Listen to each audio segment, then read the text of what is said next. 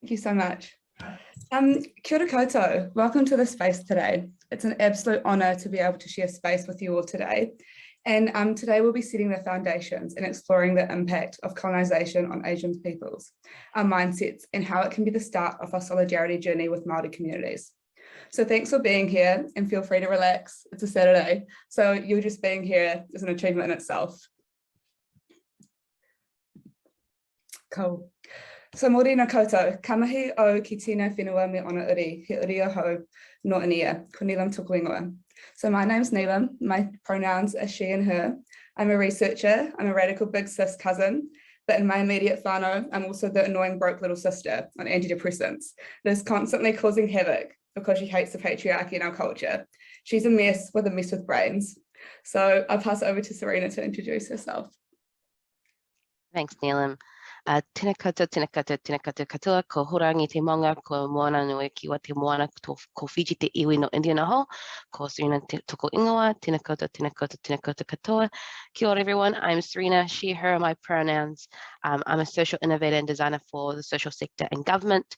I'm a 1.5 generation immigrant Fijian Indian, and I am the oldest daughter in an Asian family. So you got to add that to the mix. I'll pass over to Mengzhu. Tēnā koutou katoa, Atamari. My name is Mengzhu, and my ancestors are from Guizhou, Sichuan, and Henan. I was born in the city of Tianjin and migrated here with my parents in the 1990s, so I consider myself 1.5 generation. I'm a member of Asian Supporting Tino Rangatiratanga, and I'm currently doing a PhD research into Chinese diasporic solidarity with Indigenous sovereignty movements, both from Aotearoa and in Northern Turtle Island, also colonially known as Canada. Awesome. I just want to say before we kind of get into this mahi that the ropu of Asians is vast and diverse. We're not a monolith, and that term itself is kind of a reduction of our experiences. So I do not want us in our korero to indicate that we're trying to lump all our experiences into one, and that we all live diverse intersectional lives. This conversation has a lot of mixed feelings, of feeling of pain, reflecting of ourselves and looking to the future. So take time, give yourself the peace and time you need to kind of process information, and know that some of the stuff might come up later on. So don't hold too much judgment just yet. But I did want to talk about some connections. All of us in Aotearoa as Asians are immigrants to Aotearoa as Tawiwi. Some of us travelled to Aotearoa for the hope of a better future. Some of us are really connected to our mainland in Asia. Some of us are diaspora, but we're no less Asian. Some of us have families that we want to honour and work really hard and made sacrifices for their people and their community. Some of us grew up in Aotearoa and knows what it means to feel small, to assimilate, to fit in, or feel safe. Some of us struggle with a feeling of success and making sure we honour our family sacrifices. Pan-Asian community is a community among communities. We're badass, resilient, innovative. Asian people understand that if Aotearoa is our home, we have a duty and role to make Aotearoa better. We know with the time of racism, Islamophobia, hate crimes, and that this is us, that New Zealand systems and processes, ministries and structures currently do not nurture and support us as Asian people, let alone tangata whenua and our other cross-cultural communities. We need to know that as Asians, we need to be part of this journey, this discussion, to learn, grow, and be part of this korero. You will find that prosperity cannot be achieved alone, or in just for winning for Asian people does not exist, especially when we're experiencing similar fights and shared values. With that in mind, I'll pass it back to Neelum. Serena. Okay, so I'm going to kick off today by diving into a super quick history of how many of the first Asian settlers even got to Aotearoa. We're going to go back to the 17th century. But first, what is imperialism? Imperialism is a policy of extending a country's power and influence through colonisation, through use of force or other means. So armed with ideas of racial and cultural superiority, the British, the US, Russia, the Spanish, the French, and the Dutch were all invading our lands. They wanted land and more power, and they decided to do it through exerting power through guns, assault, and theft. And I very specifically say decided because it was a decision. They actively and thoughtfully pushed an agenda founded on capitalism, greed, white supremacy, and hatred. And this had huge impacts on Indigenous lives and ways of being and knowing. The imperialist countries attempted to entrench a lot of Western social and cultural reforms through laws and violence. So today I draw on my country of origin, India, to explain the devastating role imperialism played. So India's share of the world economy when Britain arrived on its shores was 23%. By the time the British left, it was down to below 4%. Between 15 to 29 million Indians died of starvation and British-induced famines. There's one specific example, which was the Bengal famine during World War II, when 4 million people died because Winston Churchill deliberately, through written policy, diverted essential food supplies from civilians in Bengal to Europeans. I show this to highlight that what happened to our ancestors also happened here. You see the same things in this slide as what happened to tangata whenua by the British. This is a huge point of connection and solidarity between us as tauiwi in Aotearoa and tangata whenua. So this is Tipu's tiger. I dedicated a whole slide to this masterpiece. This was created for the ruler Tipu Sultan and makes use of his personal emblem of the tiger to express his hatred of his enemy, the British of the East India Company. I love this. It's an act of resistance. It perfectly encapsulates resistance to the British through this work of art. So apparently it has the British man wailing, the tiger roaring, but it's also a keyboard of a small pipe organ with 18 notes, and you can play it. Anyway, I digress. One very specific example with global implications is the destruction of the Indian textile sector. So India was manufacturing 25% of the world's textiles in the 1600s. This plummeted to just 2% when the British finally left in 1947.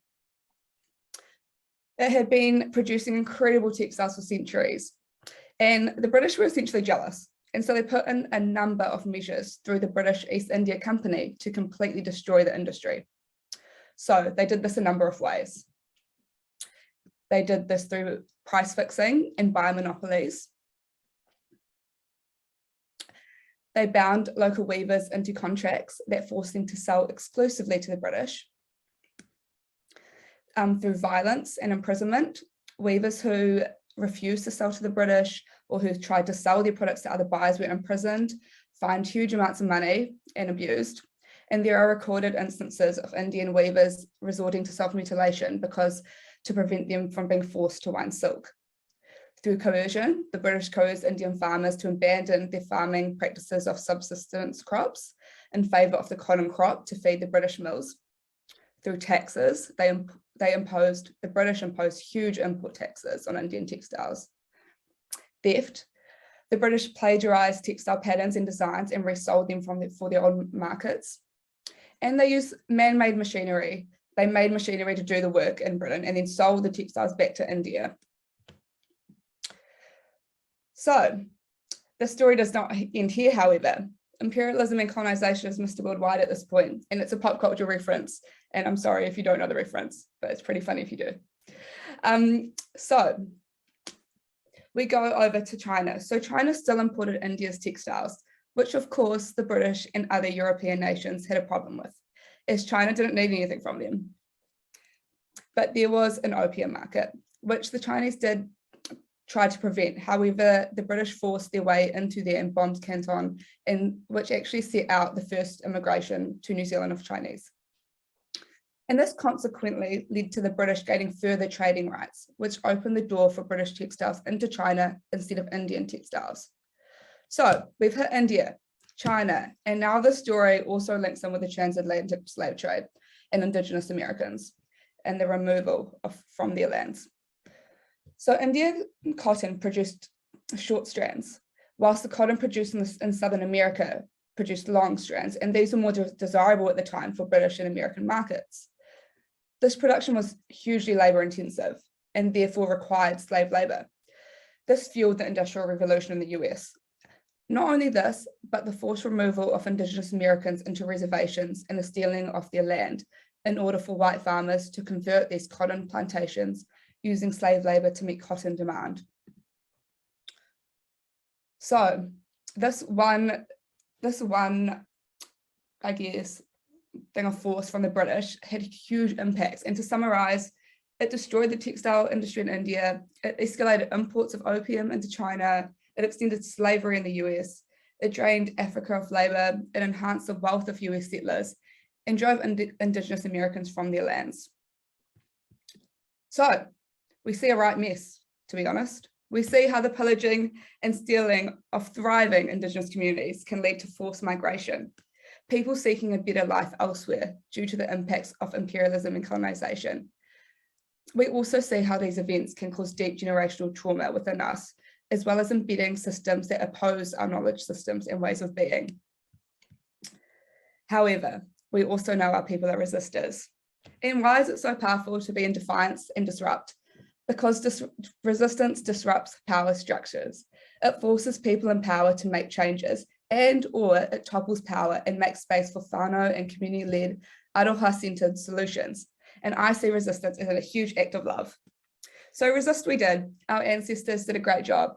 There are numerous examples, from the Sepoy Mutiny in India to the Boxer movement, the rebellion in China, and the Battle of Tsushima in Japan.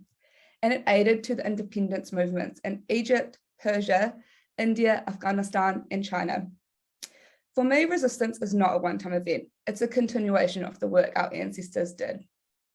So I share these acts of resistance to show you that everywhere our Indigenous communities resisted imperialist powers, and I encourage you to find your own ancestral stories of resistance. So just as imperialism that occurred in Asian countries is the basis of why many of us and our families have settled here in Aotearoa today, these historic resistance movements form an important part of our Asian history and sets the foundation of a shared history for building solidarity with tangata whenua here in Aotearoa. So we head back to Aotearoa now to highlight some history, including a few examples of solidarity between Asians and tangata whenua over the years, as well as some other racist things that happened. So here we go, here's a 101. In 1809 or 1810, the first believed South Asians settled in Aotearoa. In 1813, 3 Indian sailors deserted a sealing ship and assisted Ngāi Tahu with strategies for attacking European ships. In the 1880s, we have a story told by Dr. Moana Jackson, where men from Parihaka, who were sent to Ōtepoti, marched to a Chinese mining settlement and sat on the ground between the attacking white colonists and defended our Chinese miners, as they had done in Parihaka in 1881. We have the Chinese Immigrants Act of 1881 imposing a poll tax. This was of £10 per Chinese person and restricts the number able to enter the country to 1 person per 10 tonnes of ship cargo. In 1896, the tax was lifted to £100 per person, and there are further restrictions on the number of Chinese people able to enter New Zealand. At that time, the tax exceeds a year's wage, and it's not waived until 1934, and the act isn't repealed until 1944. And then in 1926, the White New Zealand League was formed in Pukekohe. The League wanted tighter restrictions on New Zealand's low morale Asian population and advocated a White New Zealand policy. So I now invite Serena to further explain about a few more acts of solidarity. Thank you, Neelum. Just like what Neelum said, acts of resistance are an act of love, and I also believe solidarity is the same. But this just looks more than just ourselves, but cross communities and understanding that we are on the same journey, the same fight. And in standing for one another, for tangata whenua and other communities, we are also standing for ourselves and our ancestors. I first want to share you the story of Iha Mātau. Iha Mātau in 1863 was confiscated from, was Māori land confiscated because they refused to pledge to Crown. This has led to the land eventually being in the hands of Fletcher's New Zealand building and being sold off. But this land is sacred. And this led to a peaceful occupation as an act of resistance to say that this is ours and please for the mana whena to reclaim their land and hopefully have an opportunity to create papakainga and other housing opportunities. This is when there was a call. A call was made to the communities to say, please support us in our stand for our land. And an Asian community came. It was beautiful.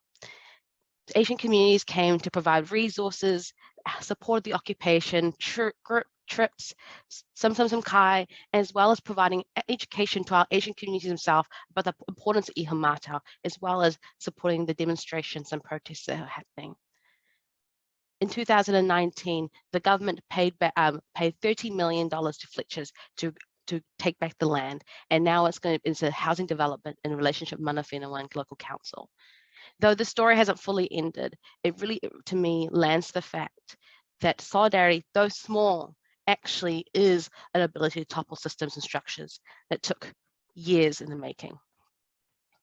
I want to also introduce you to Nigel Banner. The Polynesian Panthers are a revolutionary social justice movement formed to target racial inequalities against Indigenous Māori as well as the Pacifica community, primarily in Auckland at the time, but it was a movement based in Aotearoa.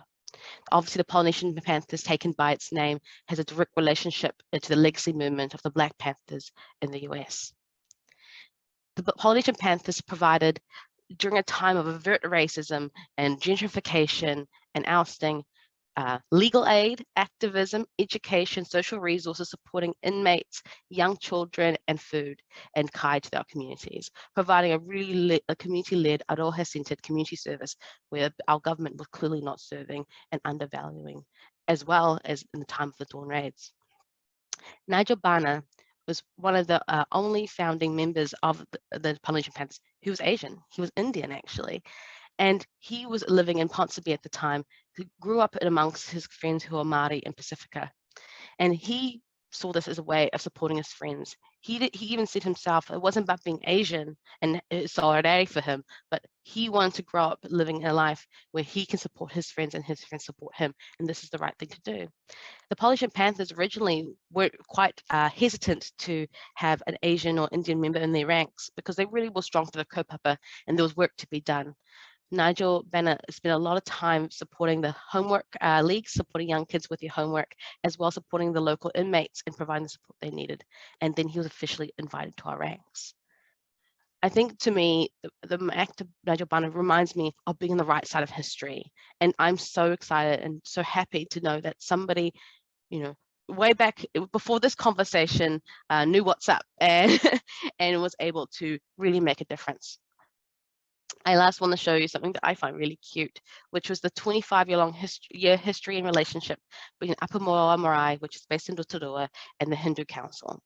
Every year for 25 years, these two ropus of communities have come together to wānanga and learn and share their cultures.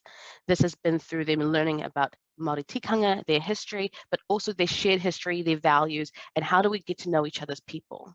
One thing they really wanted to make sure they knew was how also particularly people who are both Māori and Indian or Hindu could still get the cultural learnings they need to live in both worlds. But secondly, how do we make sure that the lack of familiarity was never a problem in causing prejudice within our communities towards one another?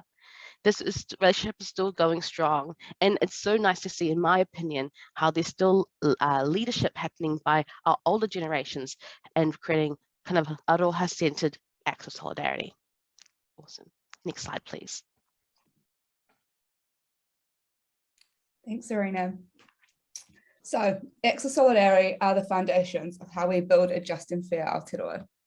I'm going to pivot now. We've put some quick definitions up if you need, but I'll be focusing on some specific examples of how these legacies of imperialism show up in our communities today. So, capitalism. This can show up in our communities in a number of ways. It's a literal exploitation of Asian labour that's undervalued and treated less human to line pockets of rich. And it's internalized through capitalism for us to be like hyper-productive and successful, to be at the top of the table, to regain some control of our lives. And then we have anti-Blackness. Anti-Blackness, an example of that is, I've quite often heard throughout our wider community over the years, is to stay out of the sun because you'll get black. That is a pure example of anti-Blackness. It's anti-blackness is also fat phobia, as fat phobia has its origins in the transatlantic slave trade. It's a valuing of thinner bodies. And then we have competition. We see this manifest as a model minority myth. We have to be exceptional to exceed because our families had to be in order to be immigrants here. We aim for the highest, the most prestigious places.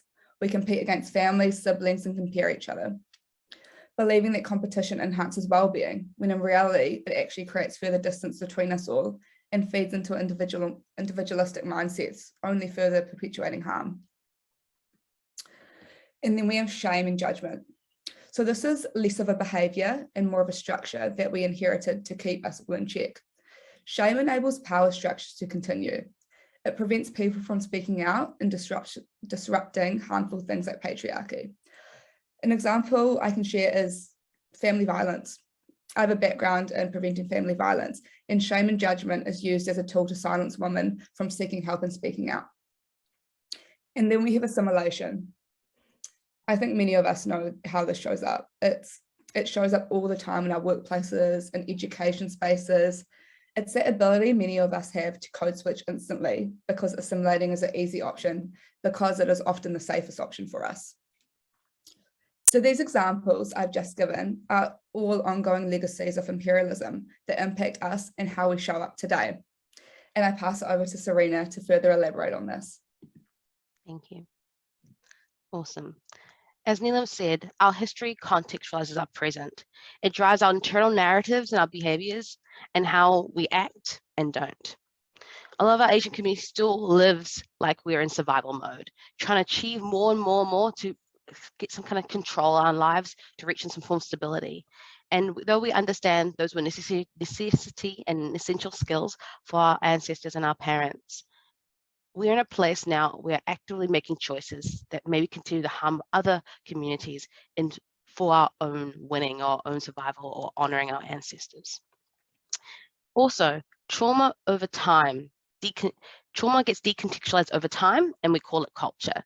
So, as these structures that Neelum has said has been taken generation by generation, we have now embodied them and said, that's what Asian culture is. It isn't what Asian culture is. That's imperialism culture. And that we have to reconnect to the ways of working and the indigenous way of being that we were before, which is centered around connection, not disconnection. And as what Neelum was showing before, all those structures were centered around separating us, breaking community down, being alone, while we need to reconnect and be together, more than just even our own whānau and communities, but actually in solidarity with our other cross-cultural brothers and sisters. Also, as Asians, we understand kind of the concept of the oppression Olympics, this idea that Eurocentric structures force us as marginalized people to compete, to have a seat at the table, free resources and recognition. And because we also add the model minority myth, we also really enhance ourselves and our ability to compete, to really, really be exceptional, to have this seat at the table. But as Asian people, we live in an interesting space because not only do we have this lived experience of being experiencing racism and being marginalized, and we do use that and these are valid experiences, but we do end up using meritocracy to kind of shit on other indigenous and other brown communities. So an example would be that you apply for a job. I guess this happened to me in mid school where we are talking about justice, rights, we're all on the same corridor, but the moment we are against another indigenous person, a Māori person, another brown person, the moment we start talking about our CVs and how we have excelled and they didn't, and therefore we deserve it more, rather than talking about it in the united context. And I think that happens a lot in our academic institutions where we have to fight about our own pain, but at the same time weaponize our privilege against other communities. Next slide, please. Overall, this lives as a wall for us as a community. If we do not move past these structures that we have created for ourselves over time and focus on our own healing, we will never be in a capacity to really be in solidarity with tangata whenua and our other communities of intersectional communities, because we're always going to see them as a threat or as a competition to our own survival. When in reality, Scarcity is a lie. We live in abundance. Societal structures are the ones that are holding us back, not that we need Indigenous people to thrive and we can thrive. There is no competition. That is all just part of the structures that we can abolish today. But like I said, healing lives beyond survival or success, but in connection. We can no longer center only on Asian pain in Aotearoa as immigrants and as people who are trying to create an equitable, just future. Solidarity only exists when we see ourselves part of a bigger narrative and we take a no one left behind approach to creating an equitable and just future. And this means standing in solidarity with tangata whenua, and that enables systemic change. This can feel for a lot of us Asian people who sit in who may live in an experience of judgment and shame, that we're breaking barriers that feels inherently uncomfortable. This may be feeling like we're breaking things that shouldn't been, or we're hurting our family or hurting our culture. But I would say that we're not. We're ending cycles of harm. We're reconnecting to back when. We are taking a step forward. We are seeing ourselves as a larger family, not just an insular one. And so those are the things that require us to realize that no one is free when other people are oppressed. And that's the weta we need to carry as Asian people in solidarity with tangata whenua and other cultural communities of intersect. Next slide, please. But I also want to share, there's actually much more that connects us to our Māori communities and divide us as Asian people. It's actually interesting. I always am confused as immigrants. Why do we immigrate to Aotearoa through the eyes of Pākehā? Why is this process always telling us to assimilate, when if we immigrated through the eyes of tangata whenua, we would have much more kinship and understanding of our own identities, let alone a more positive relationship with Aotearoa overall itself. But some key connections I want to share. There is some theories that say that Māori and Asian people have a shared whakapapa in Asia itself. This is not necessarily always unitedly agreed, but there is a lot of people who feel that we are connected in our shared whakapapa in that way. We honour our family, and we recognise that family doesn't sit in the nuclear family model, but it's intergenerational, it's larger families, and all of them have a role to raise children and a village. We all have connections we all have homes and ancestral land and our Indigenous people ourselves.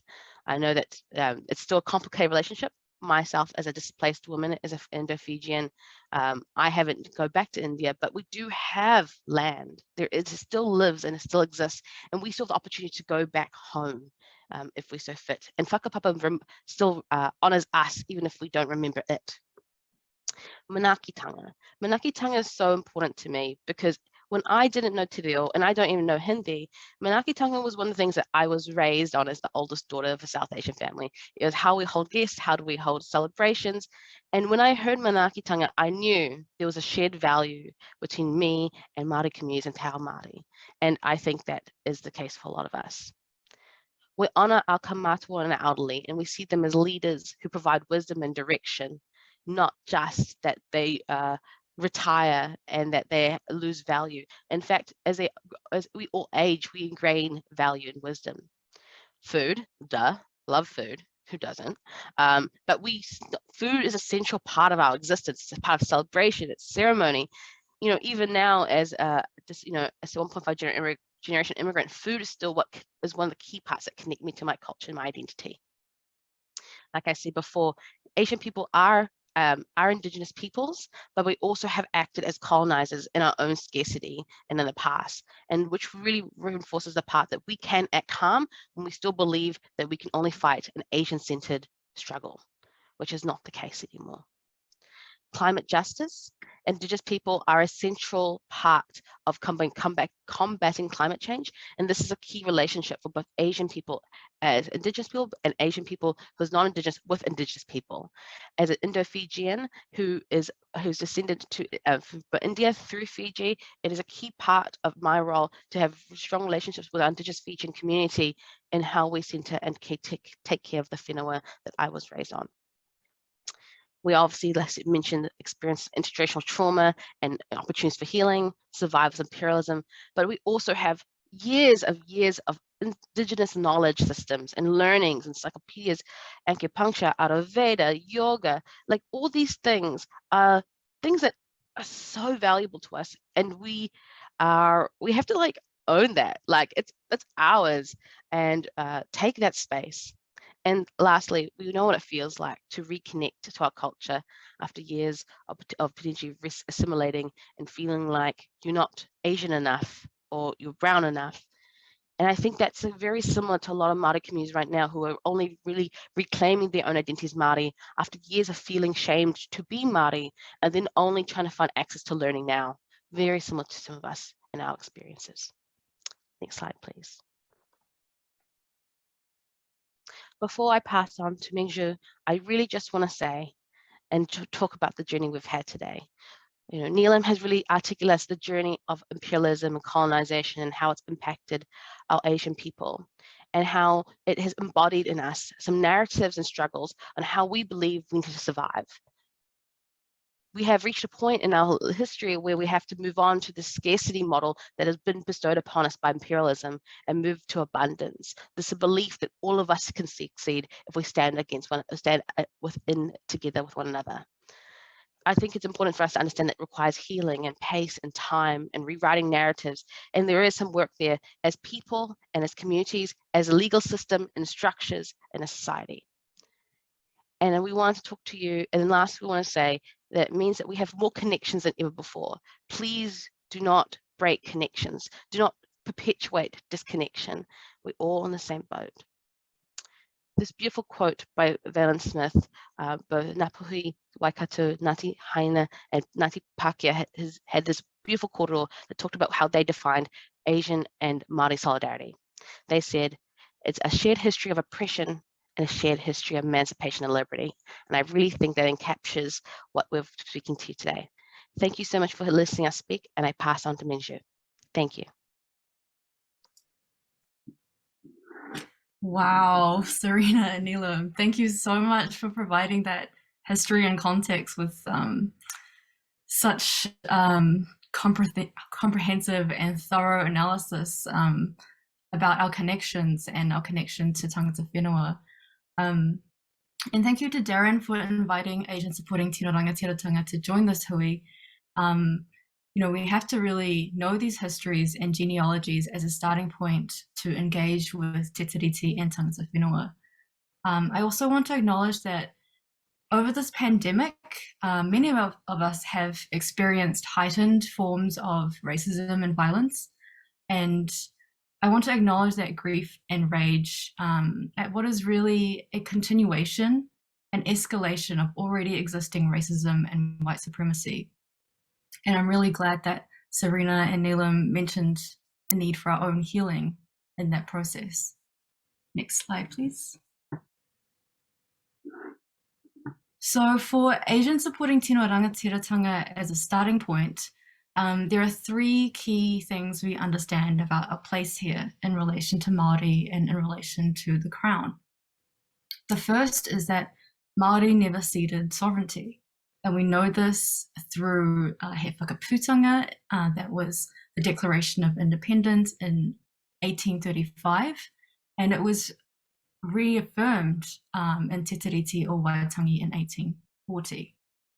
Secondly, Te Tiriti only empowered the Crown to have jurisdiction over its own people. The context was that Pākehā at the time were being a real nuisance, and kāwanatanga, a lesser form of power, was given to the Crown to deal with their own people. Professor Margaret Mutu has written about this context if you want references. Thirdly, Te Tiriti is relevant to all tauiwi that came to Aotearoa through the Crown, not just Pākehā. So we all have responsibilities to upholding Te Tiriti. Next slide, please. It took a lot of learning outside of formal education for me to unlearn some of those mainstream narratives that surrounded Te Tiriti and those myths, racist myths of so-called Māori privilege.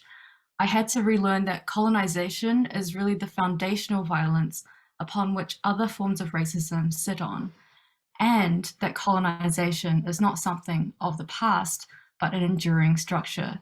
It is ongoing. And we don't have to look hard to know this. It manifests in the criminal justice system, in the so-called state care system, which has disproportionately incarcerated and stolen Māori children from their families. Next slide, please. So I think it's important, while we think about anti-Asian racism and our efforts in fighting racism in general, we have to think of more creative ways than to demand things like harsher punishments or more policing or hate crime legislation, because empowering those systems, which already disproportionately target Māori and are colonial structures, only works to strengthen colonial power and doesn't get to the roots of racism or racial violence. It individualizes racism when it is a systemic issue. And if we really think about it, the police and the state are often the worst perpetrators of racism. Next slide. So colonization in Aotearoa and around the world from the late 1400s were based on what is called the doctrine of discovery. Tangata has brought this up through the Captain Cook celebrations that were happening, and in her blog, Kia Mo, she defines the doctrine of discovery, also known as the doctrine of Christian discovery, as an international legal concept and Christian principle that is born out of a number of Catholic laws called papal bulls, originating out of the Vatican in the 15th and 16th centuries. It gave the monarchies of Britain and Europe the right to conquer and claim lands and to convert or kill the native inhabitants of those lands. This was the doctrine that was used to justify the transatlantic slave trade, to justify genocide, to justify dispossession of indigenous lands the world over, but also the conquest and conversion of peoples in Asia to Christianity. It was when non-European people started converting to Christianity that they then needed another ideology to justify their colonialism, their domination and exploitation. And that is where race and racism come into it. This idea of inherent biological inferiority and superiority. And a lot of the earlier anti-Chinese racism you'll find is directly connected to Chinese resistance to Christian conversion. So Chinese were thought as heathens before they were thought of as aliens. And because of that, were considered unassimilable. But I want to note that it's not that Christian supremacy has necessarily gone away and replaced by white supremacy, but they can operate in tandem, especially when we see how Islamophobia operates in targeting Muslims. Next slide. So understanding some of these origins, we can better see how these legal principles have been used as tools of oppression. What can we do as Asians to build a more just Aotearoa? For ASTA, we have several strands of work that we do. The first one is taking collective responsibility for treaty education in our own communities, and to do so in more accessible and culturally affirming ways, to recognise that our experiences here are different to Pākehā, and our relationship to Māori and the Crown can also be different. And the second one, as Serena and Neelum have also touched on, is showing up in solidarity with Māori movements, such as Protect Ihumātao, Protect Pūtiki, and building direct relationships with tangata whenua without Pākehā mediation. And we do something quite differently in our Te Tiriti workshops to the Pākehā ones. Alongside a timeline of Te Tiriti breaches and Māori resistance, we also share a timeline of state racism against Asians and Pacific Islanders, particularly through the immigration legislations. And when we look at these alongside each other, it becomes quite clear that colonisation has operated to keep the population majority British and majority white. Next slide, please. And I'm always really inspired by Dr. Tahu Kukutai and Dr. Arama Rata's work. And namahi nui kia koru if you're listening. Their work on imagining a Māori immigration system that is based on manaakitanga, a reciprocal relationship based on care and mutual respect. And I think that's a system that we would all eventually want to see. But the thing is, they state, Māori cannot be hospitable hosts to new migrants if they do not have control over their own lands and resources. Next. And Dr. Moana Jackson has also emphasized how if we imagine Aotearoa as marae and us as manuhiri or guests on the marae, we must respect the tikanga or kawa, the laws and customs of that marae. And we do not need to shed our own identity. We are not expected to be or become Māori to belong. We can hold our own uniqueness, histories, and ancestors without expectations of assimilation. And I think going into the future, this is still possible through constitutional transformation.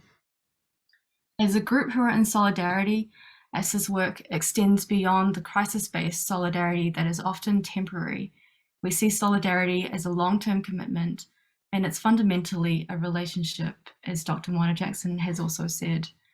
And it's going to be lifetimes and generations of work ahead to grasp at the aspirational future.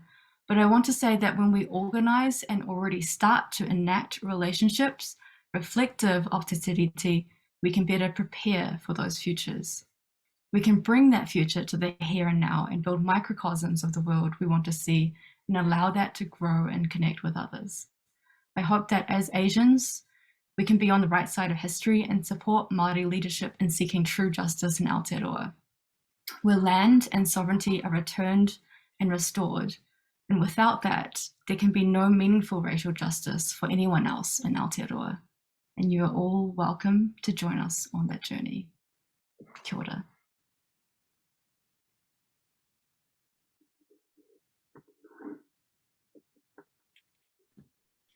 I'm just going to clap for both of you. Right, cool. Thanks, guys. That was such a cool presentation. It's like, you know, for me personally, being an immigrant arriving here when I was just 3 years old and growing up in New Zealand, essentially, it's, you know, you don't really, and during school and stuff, you don't really get taught the history of Asian peoples in New Zealand, right? Like, and I just remember, just as an anecdote for myself, I remember through work they did something called the War Walk, and I don't know if you guys have done that, but they did the War Walk, which is at the whare on the waterfront, and just seeing, and of which, you know, obviously the injustices against tangata whenua there, but also of Asian peoples as well. It's absolutely wild how they just to get to that. So I really appreciate your presentation that you've done, because it really sort of sheds light on those topics, which I think is important for everyone to know. All right, cool. So we've got a few questions here. So I'm just going to read those questions out, and then we'll just have a discussion about them. Is that all right with you guys? Okay, cool. So the first question we've got is from Komal Singh. So Komal says, so far such a valuable, interesting and resonating session. Neelum and Serena, you two are incredible. My question is, how can we dispel and break through the oppression Olympics and model minority myths within our own communities, especially getting through to our elders, who are the ones who inherently hold social power within our social structures? Yeah, it's very good. Yeah, how'd you guys respond to that? Who wants to go first? You go, Neil? Yeah, okay. That is a great question. And it is something that I have been grappling with for quite a long time within my own community. Dispelling and breaking through the oppression Olympics and model minority myths, it has essentially for myself come through a lot of my own healing and a lot of doing a lot of work individually, because we know that we weren't taught a lot of this history in our schools. We've had to seek out a lot of this knowledge ourselves, which has been incredible. Like being able to find those resistance movements overseas of your own culture has been like so cool, because the only ones I knew about were tangata whenua ones. So that's a really important part of that. And getting through to elders. So that's been a key part of my last few years, being like, how do we get intergenerational change? One way that I've attempted to do it was, I like to do it through writing and through a zine, and I interviewed one of my elders to get their thoughts on things, and we sat down and had lots of conversations about what happened back in the day when they grew up in New Zealand. Why do we think like that? What happened to you? And we kind of like just quartered all around like, what were those things that impacted how you think today? And we just questioned all of it, and we got to better spaces. So I think a lot of it is sitting down and having those really deep conversations and getting to the root of the causes. But I know Serena and Mengzhu will have a lot of different ideas around it. I just wanted to talk about what Neelum said. I think I just want to add 2 parts.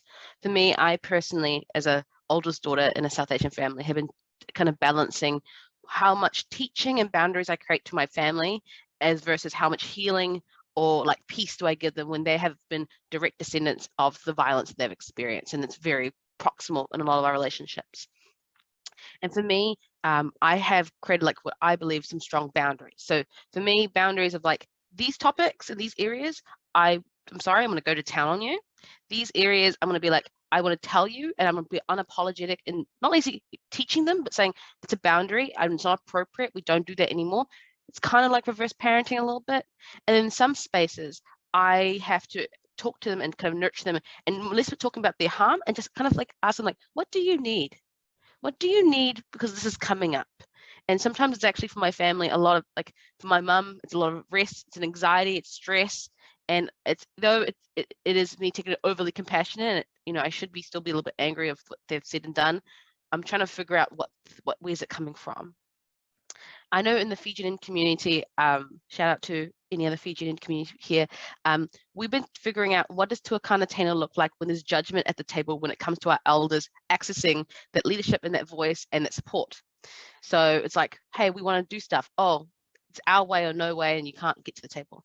Well, what we've been doing, and it's not of my leadership, so it's definitely not my rupu to lead, is been actually creating our own space. How can our generation be our own Tuakana Tēnā to create community to teach each other? So whether it's cooking recipes or talking about tititi, how can we do that for one another and equip ourselves with what we need to be the good ancestors, while the leaders can just kind of sit and doing their, sure they did value, sure they did their own thing, but it's clear that at some point that they are trying to regain that control that no longer is valuable in this space of that corridor.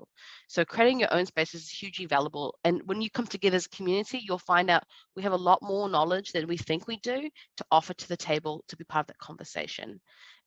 It is also a lot of what Neelum said is that for me, when I was young, my dream was to be a doctor, and it was because doctor was the best thing to be in the world. And it was like the whole, all the fame and status thing, and as a healer in South Asian families.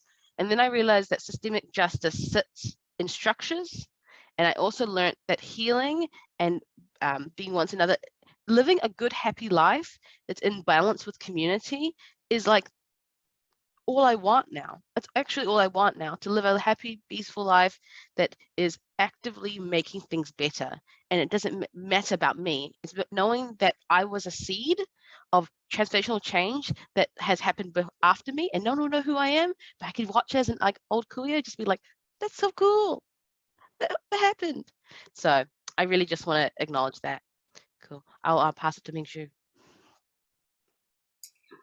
Honestly, I don't have that much to add to what you both just said, but I think that question does touch on that intergenerational relationship where it can be really hard to kind of challenge our elders.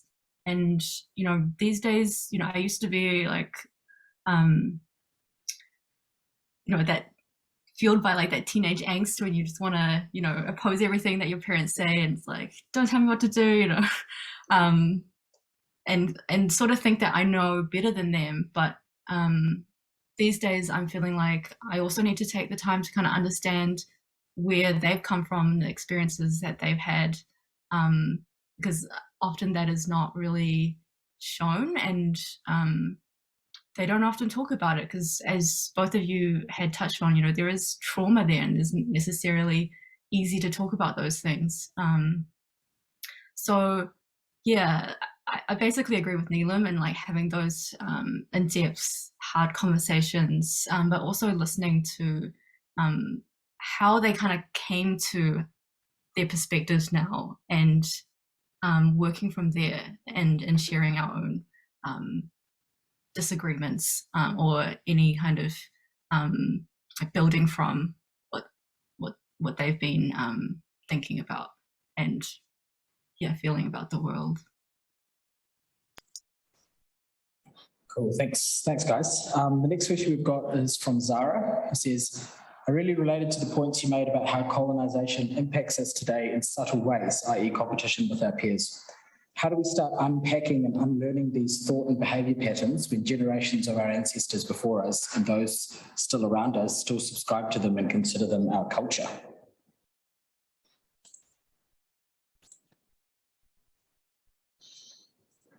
Can I start? Because I totally been there, feel that. There's like two frames of reference that I have about this. One, being a brave individual requires the work, like to act differently to the social norm around you takes resourcing of energy, time, and taking care of yourself. If you don't, which is similar to the call that I just said about being of solidarity, like to act differently when the environment tells you not to requires you take care of yourself and have the capacity and self-care. Because when you stand alone, not that you have to, but when you stand, you are creating transformational change by existing the way that you are. If you are living a world of connection and of connection and non-apologetic, non-competition, you are, whether you real it through thoughts and actions, imbuing the spaces that you are. It is a long movement. It takes a long game. It's not going to change overnight, but you are creating that change. And secondly, I do talk about taking away the shame at every opportunity. So talking about it, like, people may not like that you're talking about it. That's okay. But just putting it out there, whether it's about, your failures or your stories or your vulnerabilities, just letting your sisters and brothers know it's okay to talk about this stuff. Anytime you can hold space for these conversations in a safe place for other people, it will be just one more space to make it less less shameful to the situation. There are a lot of, like, when it comes to a lot of competition, it's very like the front end fancy, like these kind of events, like it's all the front end fancy, like we don't have competition, we don't have these problems, but in the back end, it's all really there. So just making sure that you, as that person, hold that space, be the cool auntie, like be the cool cousin that Neelum is, and goes around just being like, what's up? Because those are where you dismantle those conversations through those safe relationships. Cool, I'll pass it on. Anyone else? Yeah, I can quickly go. Just to add to what Serena said, I love it all. I found that to the start of my journey, I had to go find people, because I felt like I was like, where are my people? When I first started this journey. And I just went on Instagram, started following people I loved, that I really was like, yeah, this is who I want to, these are the people I want to share ideas with. So that was like a key thing to me, was following the right people on Instagram and things like that. As well as, what was the other part I was going to say? Oh, I've completely forgotten, but yeah, do that. And and oh yeah, and then I found Esther, that when we started in Pōneke, because I always knew Esther was in Tamaki, but having those conversations with your people, there is nothing better. Like being able to step aside from environments that perpetuate harm when you know there's harm there, and being able to find those people to be in solidarity with, that is life-changing. Like that is how we start these things, like join those movements, and yeah, you'll find your people, and that's the best part, to dismantle all these structures. Maybe ALN is the people. That's the people. Yeah, I think that the thing about culture is that it's changeable. Like, who creates culture? Like, we create culture, and it's not something that is set in stone and changes over generations. And yeah, I think, as Neelum and Serena have both said, finding your people is a really important part of that, because it's really hard to do this kind of stuff on your own. Culture doesn't change with one individual, it changes with collectives of people. And I think that's what's really important to me, is that we do this collectively, as Asians rather than as individuals. And I think that value and ethic of collectivism is something we need to bring back in countering those the kind of competitive approaches that is encouraged through capitalism. Right. The next question we've got is from Tautau, who says, seeing as in 2040, it will be 200 years since the signing of Te Tiriti, what do you see New Zealand being like in 2040? It's quite a broad question. So. Well, I mean, so the goals for Matiki Mai constitutional transformation is set to have been achieved by 2040. So I would love to be able to say that in 2040 that has happened. I think demographically, I think it might be really important to think about how Asian communities and populations will probably have grown by then, and that we do our part in realizing some of those visions for constitutional transformation that is really centered on tikanga, on te tiriti, on he whakaputanga, and the UN Declaration on the rights of Indigenous peoples. I think by 2040, I hope to see Aotearoa that really respects and has restored tino rangatiratanga and values the land itself. I got nothing more to add. I'm going to stick with that. I'll add a little bit, but just to say that I first and foremost agree completely with Mengzhu as a future state. Like that's Matiki Mai is definitely where we should be aiming for 2040. I think also just as an individual level, we feel as Asian people that we are really comfortable in our identities. We have opportunities to grow in our identities. We don't feel like we have to experience assimilation. We can be authentic selves. We feel that learning and be part of Te Māori in that community feels natural to us, and it doesn't feel like there's no need to co-opt because we have a really cool deeper sense of self, but we still have strong sense of understanding of obligations, and we know where to step in and step out. We have, we are become, anti-racist parents, potentially for some of us, anti-racist activists and kuya, who are now going to raise the next generation of people who are ending white supremacy, and we can bond more than just around trauma, but actually the abundance of a creation through like happiness and bonding and love, which I know solidarity is, but it's more than just living and bonding. I love, and I think that's just some of the lived experiences I think will sit alongside the realizing of Matiki Mai. All right. So the next question we've got here is from Isaac and Aria, and he asks, are the panelists able to share a bit about how they reconnected with their whakapapa being in such a Western environment? Yeah, I can start off. Yeah, holy. Big question, love it. How I reconnected. So I've been super lucky. My mum holds a lot of that knowledge in our family. I'm really lucky in that way. I think one of the ways though, because I am a very good example of assimilating to Western culture, and I've only in the last few years, last maybe like 5 years, been able to go through that journey to come to be like, actually no, what was that? That was a big mistake. One of the hardest things I found during this was that I don't know my language.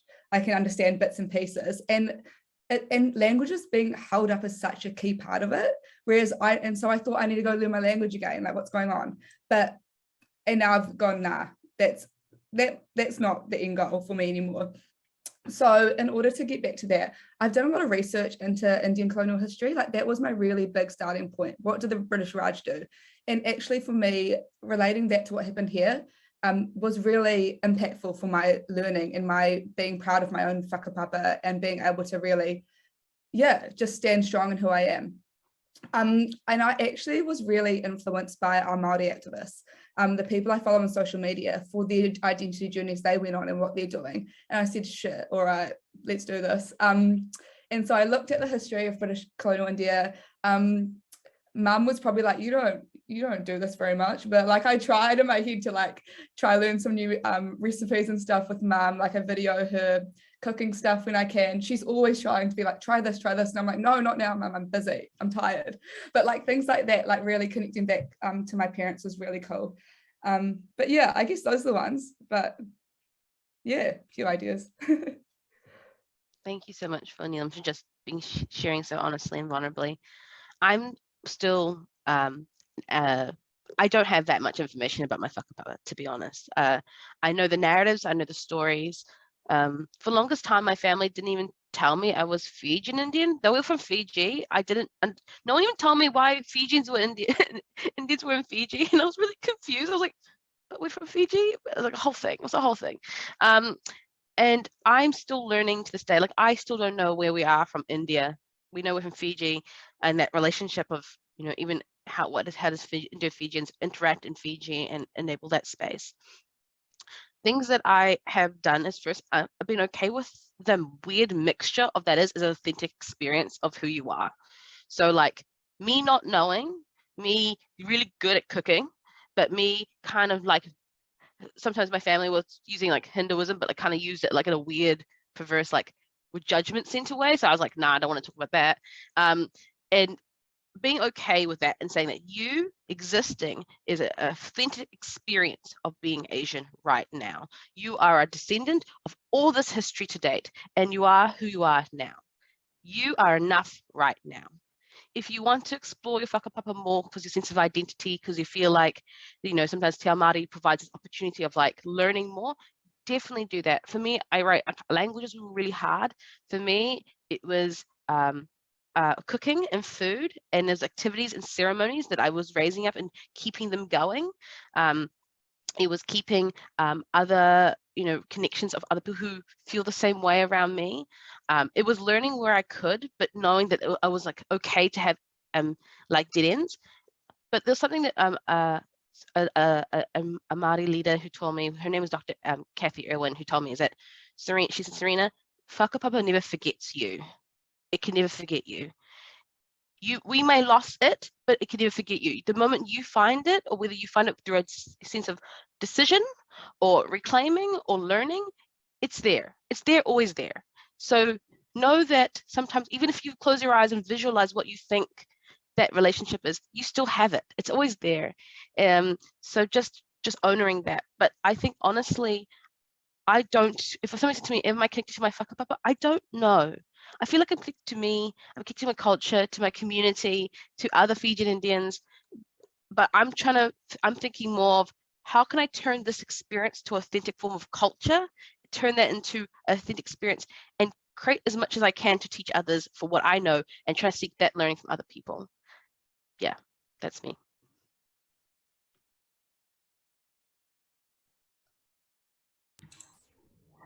Well, for me, it was actually through learning Te Reo Māori that kind of made me research a bit more about my grandparents. I didn't know their names before I had to do a pepeha. I didn't really know which villages they came from, and I hadn't actually visited any of their home villages. I hadn't visited my grandma's village until she had passed away.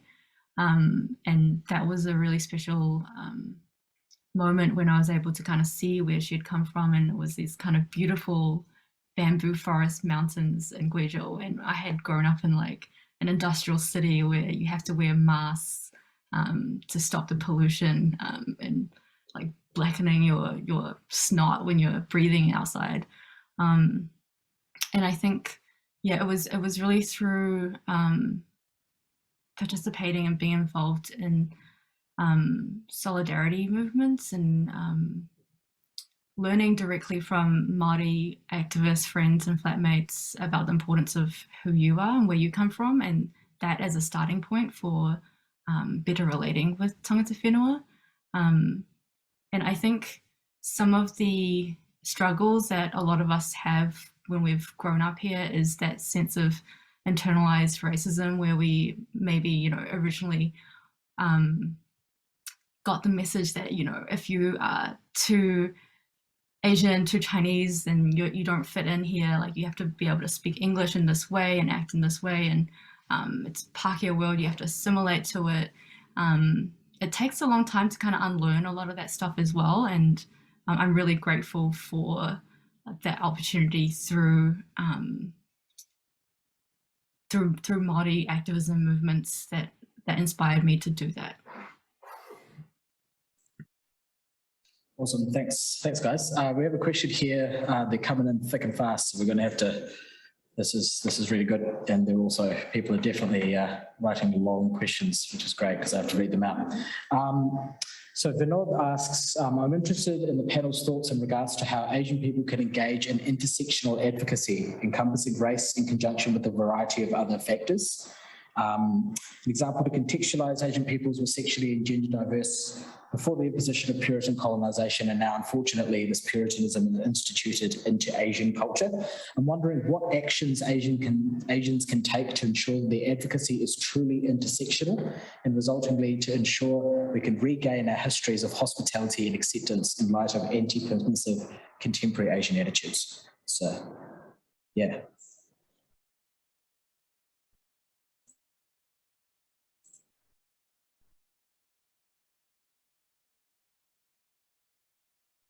Just to reiterate, the summary of that beautiful kōrero was that how can we make sure as Asian people we're truly intersectional in our approach of advocacy and solidarity, but also uplifting our own communities. Yeah, that's the gist of it. I know there's a little bit of other context. Cool. Okay. Would anyone else want to start? Neelum, would you like to start? I think it's funny when you say truly intersectional because it's like one of those things like there is no like there's no gold standard intersectional, you know, like we've got everyone at the board, we did it. Like it's like this cycle of ever growing, changing, expanding of the table. It's like it's like a growth thing. And the idea that there's even a table to begin with is like wrong. I think for me it's so I don't know if we're talking about like structurally, literally, or like philosophically, but it is by one, how do we make sure we live beyond ourselves? And I don't know if that makes sense, but one of the issues that we find when I engage older Asian communities sometimes is this idea that we only serve ourselves. It's this idea that, you know, oh, we get an Asian CEO at the end. We've achieved it. We've done it. When in reality, our job is to bring as many people to the table. And I think as Asian activists, individuals, it's our job to bring as many people to the table. And I think that what solidarity looks like, that is in the intersection of our experiences, while as also cross-culturally. I think there is a lot of shame in the intersectional labels that some of the communities have within Asian culture.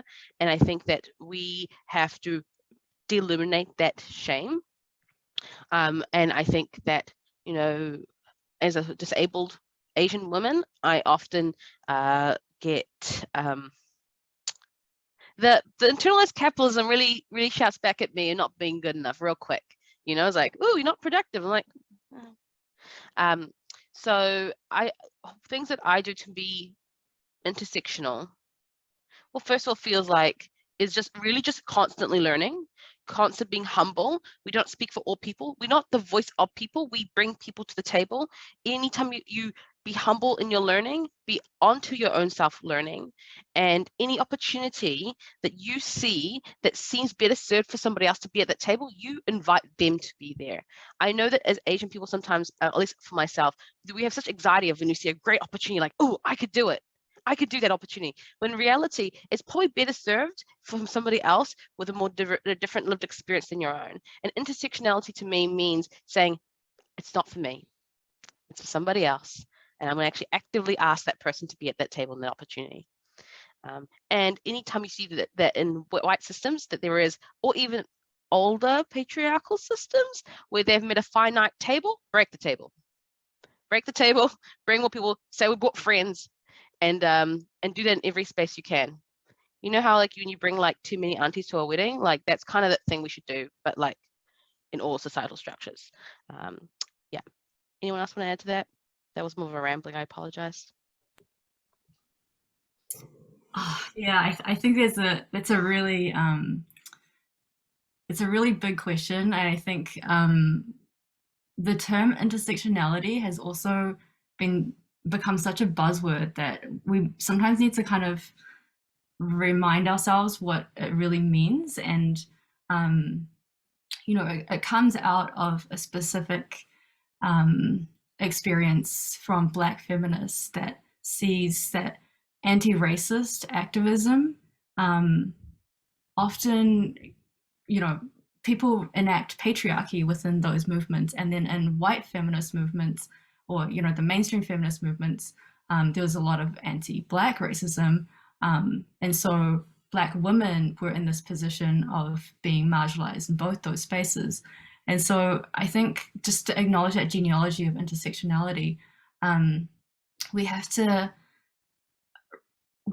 honor that there are different levels of intersectionalities, you know, structural intersectionality, there's political intersectionality. And one of the things that I really appreciate from Angela Davis is that she talks about intersectionality of struggles, where we connect different struggles. It's not necessarily about our various identities and the ways that we are, the different ways we're privileged or oppressed, but how do we join these different movements together that is essentially fighting the same system, the same oppression. And one of the foundations of that is colonization, that has increased patriarchy in many places around, that has introduced homophobia and transphobia in many societies. And there's a kind of understanding that those interconnections, but there's also, I guess,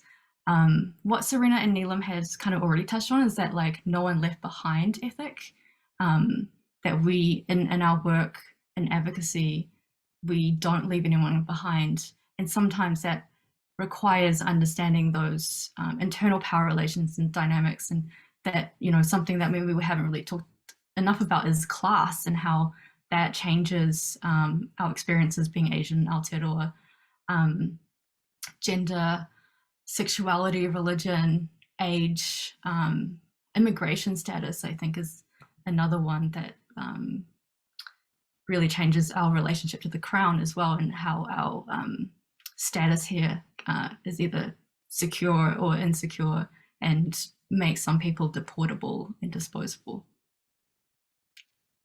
And it's a big question, so I'm not sure we can even really answer it in this one session, but I feel like it's a kind of workshop question that everyone could discuss together. Yeah, I agree. It's definitely a question that's going to be, that results in conversation and evolving conversation as, you know, as time goes on.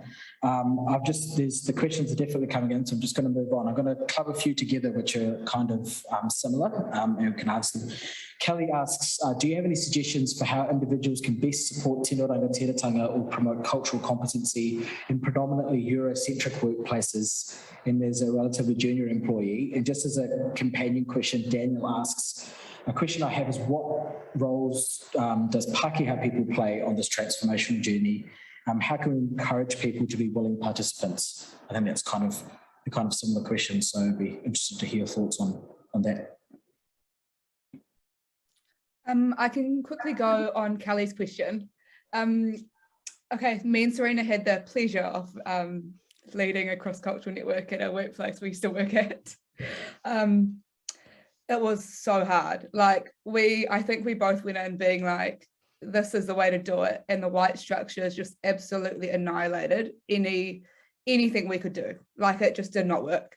And that kind of left me thinking, shit, this ain't the way to do it. Like we don't have enough power in these organizations, and the people at top are not, like, they're not radical or don't have the thinking to support us.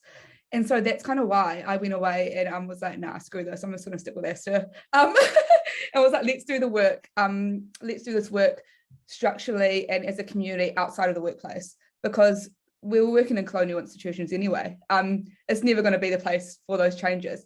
but I do understand what it's like to work in a really white workplace and hear the racism, the microaggressions and stuff, and it really sucks. And so this is an ongoing journey for me, but for my next workplace, I said, screw it, I'm not going to be part of any diversity inclusion business. Like, it just killed me. It honestly killed my mental health. So I'm just like, my way of dealing with that was like, when I can at work meetings, be like, hey, maybe don't do that. Like, just subtly in ways that don't completely kill my mental well-being.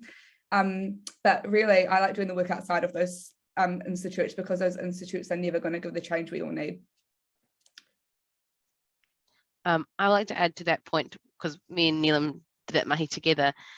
So I have a different perspective. I'm probably a little bit more of an optimist, to be honest, to my own downfall, which is that, and I agree, some of these structures have too much power, but I try to weaponize as much of my privilege in those spaces to create support. So first and foremost, in like those contexts, how much solidarity and community can you muster to at least people feel validated and safe? First and foremost, like if you can bring all the Asian people and people who feel these struggles of oppression together, at least they feel safer than they were if they were separate.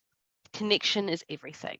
Second, then things I would do, like these are very pragmatic things, I would like write emails like sounding really important to like their managers, being like, look how amazing this Asian person was, look how like I was trying to like write emails to show how much I could bring of the unpaid labor and pain to light, but like in a bureaucratic way, but there was like a paper trail. So lots of things I was doing like behind the scenes was just trying to make sure people were seen in like a very legitimate way that shouldn't be, but I had to put myself in like a very like class, like power. I assumed power and I took it from a collective mobilization perspective. And I got really brave. I think one of the decisions I made in the DI work in corporate was that I kind of decided that if I'm willing to get fired from this work, because truth, systems want to continue to be what they do. They exactly do what they promise to do, and they require pressure to change. And it requires often brown and non-white labor to be that pressure until they take accountability. And I was willing to be that because of my energy, time and resources to be able to do that. I am not arguing that everyone should do that. I'm not saying it's an example of how I should do that. I'm just simply saying that when we did these employee networks, the goal here was to first provide restoration, justice opportunities, reconnection, solidarity, and then in the inside to get our ingredients that we need as people. And then if we have to work on the other side, that's only if the energy. If you feel the energy, stand up to keep working to fix the outside structures, do that secondarily, but focus on what needs to be resolved, because first and foremost, we have to resolve our own mamai, really, and we deserve to be validated in our own experiences of harm and of others who feel similar struggles. Cool. That was what I wanted to say. I mean, I just want to say, Neelum and Serena, that's incredibly generous of you two to be doing that kind of work. Ideally, that kind of work should be done by other Pākehā to hold themselves accountable around issues of racism. For me, I generally try and avoid workplaces that are Eurocentric if I can, but I know not everyone can. And, I would say, protect your own energy as well in those spaces, and really assess, like, if you do speak up or try and do something, like, will you be taken seriously? Is it just going to be draining on yourself? And definitely reaching out for other people who may be able to support you in that is an important part. But yeah, good luck. Just want to quick. I guess in relation to Daniel's question as well, I think that it's a similar answer. Like, Pākehā's role is to hold other Pākehā accountable and take responsibility for themselves, which was kind of originally the intent of Te Tiriti in the first place, that they keep your own people in line. Cool. I just want to quickly add back to the other point, which is about bystander effect and like energy. Like, we need to be in solidarity, but as you find, like in Eurocentric structures, they kind of cry Hail Mary at really stupid shit, but they like really quiet when it's really important shit. So like, protect your energy on like what is the noise of the DEI space. If you even tend to be in there, focus your energy on what's important. If you think it's important, do it. But you're not a bystander when every like kind of gaslighting or small event get in, or like white people feel like they're doing like allyship anxiety comes up. You don't need to owe any of that energy. Do what you think is important and invest your energy in those particular things. And it's okay to say no. And it's okay to say, I am not a resource enough as an employee to do this job. This requires FTE requirements, and this is your obligation as part of TIT and D&I prefer, and throw this strategy at them, because that was literally what we did. The goal for me was like, you need to hire somebody. DEI are bodies of people who are exploited as marginalized people to have no accountability to do work, to change societal structures, because there's no representation at the leadership board. So yeah, it has limitations.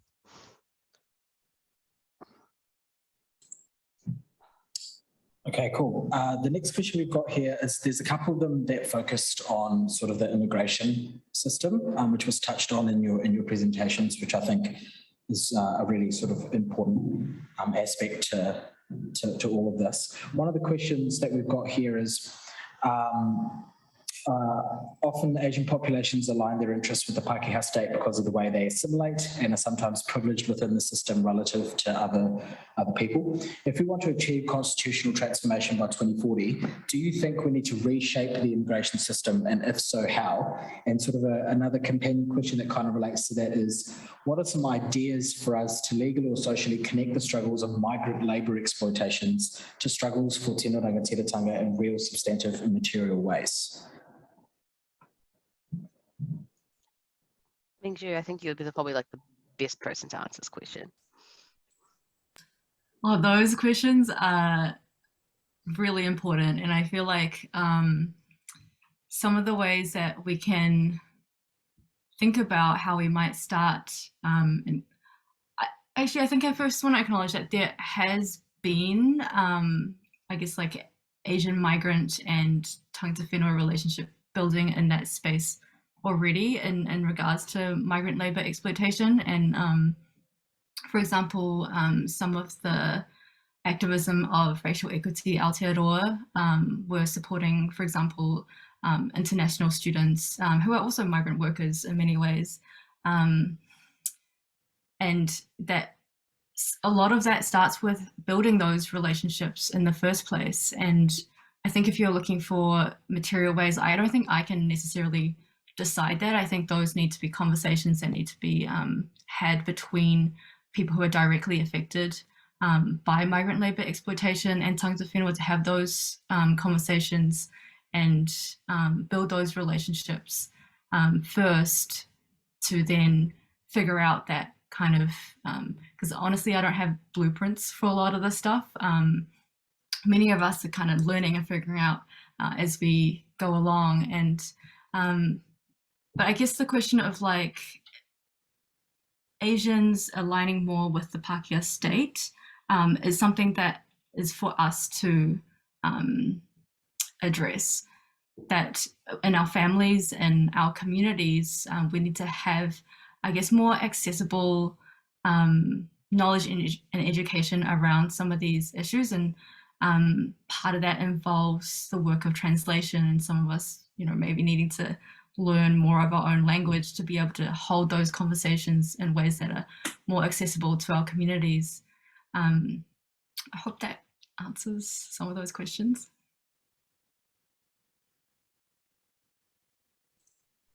Yeah, it does. Thank you. That's really good. We've got just another 5 more minutes of Q&A, so I'm just going to throw some quick 5 questions out there just so we can try and get as many of these answered as we can. If there are any left over, we'll make these questions available to you guys, and then if you would like to answer them, then we can post them onto our social media so attendees can follow up on these later, because I think they are very important questions and we should definitely try and engage with them as much as we can. One of the questions we've got here, let me have a look. Oh, yes, here we go. So just wondering of how we'll be able to follow the work you guys do, and are there opportunities to get more involved with Asians for tino rangatiratanga? This is your elevator pitch, guys. Yes, of course. There's you can reach us on Instagram or Facebook. I think the Instagram one is Asians #4 tino rangatiratanga, and the Facebook is just Asians, number 4, Tino. Yeah, reach out to us. We have branches in Tamaki, Poneke, and a recent one that started in Otipoti, and an even more recent one starting in Otoitahi. So there are people there you can reach out to and connect with from any of those places. But if you are not from any of those places, do also feel free to reach out, because there are, I know, supportive tangata whenua around the country as well that would be keen to host and establish ASTA in those other regions.